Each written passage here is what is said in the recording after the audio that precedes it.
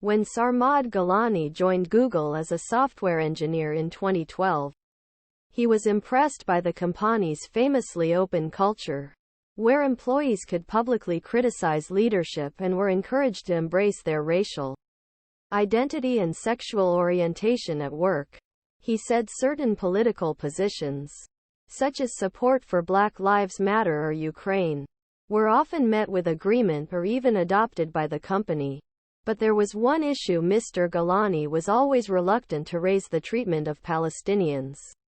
You have to be very, very careful, because any criticism of the state of Israel can easily be perceived as anti-Semitism, he said in an interview.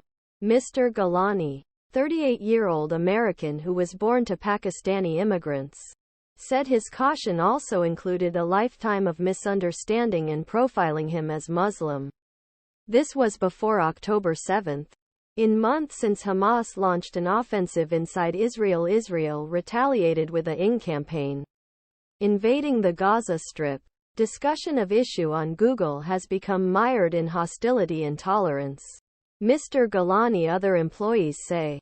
Israeli and Jewish employees have expressed outrage over messages posted on Google's internal channels, at least one which is explicitly anti-Semitic. And on Wednesday, a group of workers published an open letter addressed to Google leadership, accusing the company double standards. Freedom of expression for Israeli Google employees against Arab, Muslim and Palestinian Google employees. The letter was not signed by any individual. Instead, it was attributed to Muslim, Palestinian and Arab Googlers joined by their anti-Zionist Jewish colleagues.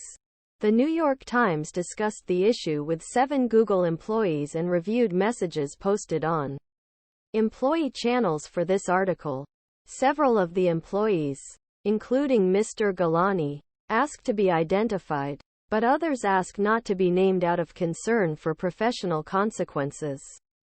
Pro-Palestinian employees say the company allows Israel supporters to speak freely about their views on the issue and treats Muslim employees who criticize Israel's retaliation in Gaza harshly.